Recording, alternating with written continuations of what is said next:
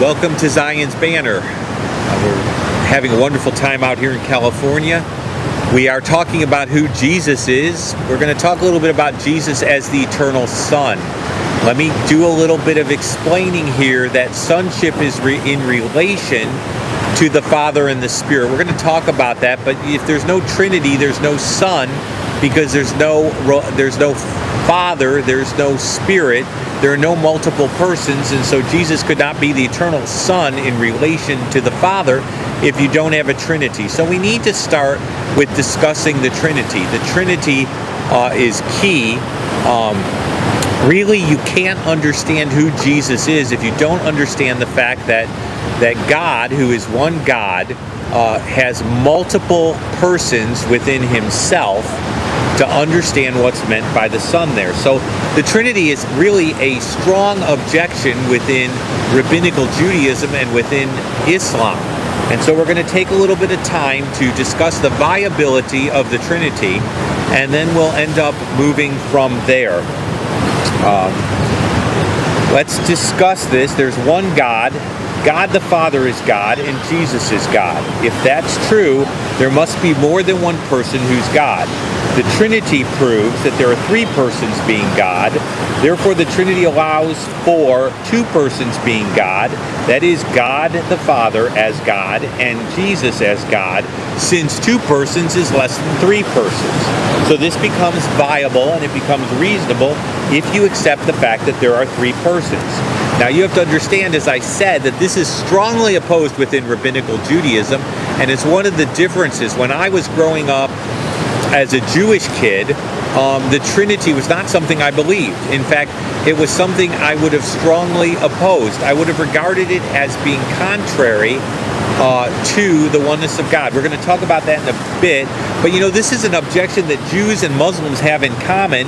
The word shirk is used. It's an Arabic word, but it's the sin of practicing idolatry or polytheism, or the deification or worship of anyone or anything besides the singular God, who is referred to as Allah in Islam. Literally, it's the ascribing or establishing partners with Allah. And this is a vice opposed to the virtue of monotheism, which the Arabic word is used, Tawhid. It's really from the Hebrew, echad, and you find this related or discussed in Surah 4, 171 is one place where this is discussed. Islam says you don't have any other partners with Allah, therefore the Trinity is considered shirk, which, by the way, is the unpardonable sin in Islam. So when a Christian believes that Jesus is God, they're committing the one sin in Islam that is not acceptable. Not that any sin is, but they're committing really a death penalty offense. Let's look at Surah 4, 171. O people of the Scriptures, do not exaggerate in your religion, nor utter aught concerning Allah, save the truth. So believe in Allah and His messengers, but say not three. Cease, it is better for you. Allah is only one. Surah 4, 171. And so you see that ascribing partners or believing in more than one person in the Godhead is shirk according to Islam. It's totally unacceptable. I'm using the Pickthall version of the Kran. I have at least two on my computer that are English versions. Some say not. Some versions of this verse are a little different, but the Trinity is definitely in mind here. What about the Jewish person? Now, I grew up with the Shema. That's Deuteronomy 6, 4 through 9. Shema Yisrael Adonai Eloheinu Adonai Echad. Hear, O Israel, the Lord our God, the Lord is one. This is also a objection in Rabbinical Judaism. Why do I say Rabbinical Judaism? Because the Judaism of today is not the Judaism of the Second Temple period, the period that Jesus walked the earth, and it is certainly not Torah Judaism. I know I'm going to get phone calls on this, and I don't mind that because there are distinctions. Judaism today is Talmud Torah Judaism. It's Rabbinical Judaism. It is not exactly the same. When I hear a Jewish person say they practice Torah Judaism, they do not practice the Judaism of the 5 books of Moses. And so that needs to be understood. But the key is context. Folks, when you look at a verse, it is not a verse in isolation. It is a verse in a context. And that's one of the reasons that we love telling the big story of God in Zion's banner. Because really there's a background, and that background fits together. The Bible is one story. There's a context to Deuteronomy 6, 4 through 9. So let's talk about that context just a little bit. I like to borrow from Dr. Brown, but I don't borrow without giving him full credit. He is brilliant. He knew the rabbinical writings and spent a great deal of time studying. But some of his points really just jazz me as a person who grew up in a Jewish background. Because when we recited the Shema, we didn't talk about the background of the Shema. We recited it in the synagogue. My kids learned it from the cradle. But we didn't discuss the background and the purpose of the Shema at all. And so Dr. Brown, in Volume 2 of Answering Jewish Objections, Theological Objections, page 6, goes right to this objection because it is a major objection. What is the significance that the Shema occurs after the reiteration of the Decalogue? That's the 10 Commandments. In Hebrew circles, it's called the 10 Words. In Deuteronomy chapter 5, the context gives a strong indication that the Shema was never intended to be a philosophical statement or theological treatise on the oneness of God to begin with, but rather Shema is called the children of Israel to total allegiance to their God. We need to understand what's going on here. The Shema is not about stating the nature of God's oneness. It is about calling the children of Israel to have God as their total allegiance is to Him. He is their God and none other. That is the purpose of the Shema. It is not a statement about the nature of God's oneness or the nature of God in its essence. Folks, especially believers out there who are going to hear this, I so want to reiterate this. I reiterate this when I do messages like this. And this too was material that I did. I use this material at Shalom Brooklyn, which is a program run by chosen people. I use this material when I did an apologetics conference related to Islam. I like to refer to some of the material we're going to go over as the DNA of the Trinity.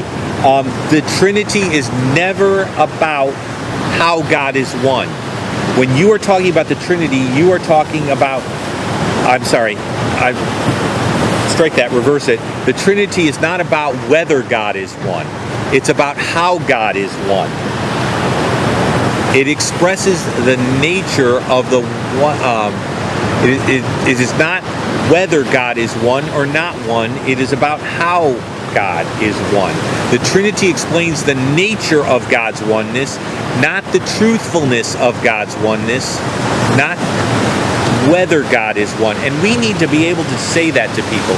We need to be able to say, look, when I'm discussing the Trinity with you, I firmly believe in one God. I firmly believe in Deuteronomy 6:4. There is one God. And by the way, that's reiterated in the New Testament. There is one God and one mediator between God and man, the man Christ Jesus. You can find that in Paul's letters. Paul never ceased to be a monotheist. But what we're talking about here is that we're talking about how God is one. What is the nature of God's oneness? How does that oneness function? And that's what we need to tell people when we're discussing the Trinity. If I have my father say, I believe in one God, I'd say, I believe in one God too, but I believe that He functions a certain way. And within that one God, there's a way that that oneness functions. So let's talk about that. What was going on during the days of Jesus? What were the theological conversations around the dinner table like? Is the Trinity a conceivable notion? There is a lot within the literature of that Second Temple period, that period when Jesus was walking the earth. There is plenty of evidence for, I don't like the term quasi-divine because it sounds like Quasimodo out of, the Hunchback of Notre Dame. But there was discussion of beings who had divine attributes during the Second Temple period, and yet had distinct title and name. Discussions of the Shekinah and the Memra, and we're not even going to go into all of this, but what was being discussed was, if God is outside of His creation, how does He interact with His creation? How is He with us and above us at the same time? And so God can act in different modes. And you know what? If you're in philosophy class, personal modes are persons. And so we're saying there's one God who is tri-personal. And during the Second Temple period, this would have answered how God could be above his creation and interact with his creation, because he could do that in a personal way, both being transcendent and within his creation at the same time, if there was more than one personal mode or person to him. As we get ready, this is a rather lengthy sort of argument, but I like to prove things by necessary conditions. Let's suppose you wanted to go to the grocery store. What would be necessary for you to do that? Well, you need a method of transportation, preferably a personal car. If you had a personal car, you need a key to the personal car. You need gas in the personal car, and you actually need the personal car to run. So if I find that you have a personal car, and you have a key to the personal car, and the car runs, then I would have reasons to believe it was possible for you to go to the grocery store. If those conditions were not true, it would be harder to believe, or I might have reasons to believe that you didn't go to the grocery store. This is proving something by necessary conditions. If the conditions are necessary for something to occur, then it is reasonable to believe that it could occur. This is why I like to talk about the DNA. You watch mystery programs, and I'm a mystery buff, and nowadays you say, well, someone's fingerprint or their DNA was found at the scene of the crime, so we can establish they were present at that crime scene, so we have reason to believe that they're a suspect. You're arguing from necessary conditions, and the Trinity has DNA to it, or necessary conditions, and if those conditions exist within the Bible, then the Bible affirms that the doctrine of the Trinity is reasonable, and there is evidence for it. Now, it was fun using this in Brooklyn. Same way with a line of dominoes. If I have a line of dominoes and I see that they're all knocked over, and the last domino in the line has tipped over, I have reason to believe that someone pushed the first domino in the line. So what would be necessary? What things should we see in the Bible, or what conditions are necessary for the Trinity to be true? Well, first of all, you have to have distinctions within the Godhead. You'd have to have God that had distinctions within himself. If he didn't, then you'd have a view of the Trinity similar to Islam or Rabbinical Judaism. You would have what's called a Unitarian oneness to God. Okay, one person, one God. But if you have distinctions within God, then you have reason to believe that there's something different about this oneness than just one God and one person. If you have multiple persons, you have to have distinctions. But those persons all have to be God. Otherwise, you would have multiple gods. If you had persons that were not deity, or were not the deity, and they were persons, then I'd have multiple distinct persons who didn't have deity the same way as the deity, and I would be creating some sort of other thing going on here. That's really what you're saying with polytheism, is you have two individuals that are both deity that aren't the same deity. Let's talk about personalization. What if I have distinctions within God, but they're not persons? Then you run into something called modalism, where you have God putting on different costumes at different times. It's the same God, but he's just thrown on a different costume. So he's acting differently and being someone else temporarily, like taking on a role, but that isn't a person that exists as a person separately. When we talk about this definition, one true God has always existed in three distinctions within himself, which have personhood. So there are distinctions. Those distinctions have personhood, they're personal, and they have deity. They're part of the one true God. Is it possible for God to have distinctions within himself? For you and me, we would call that schizophrenia. Okay? If we had personal distinctions within ourselves. Being that he's a personal God, it is possible that these distinctions have personhood. Or is it possible? I should say, is it possible?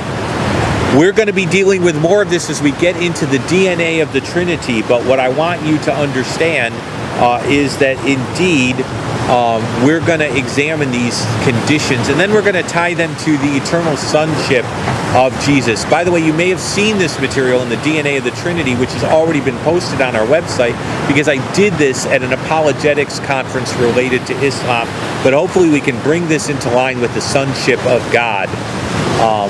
And I hope you will be with us. This stuff will be posted at www.zionsbanner.org, and we will be letting you know via Twitter and via our Facebook page when this stuff is posted.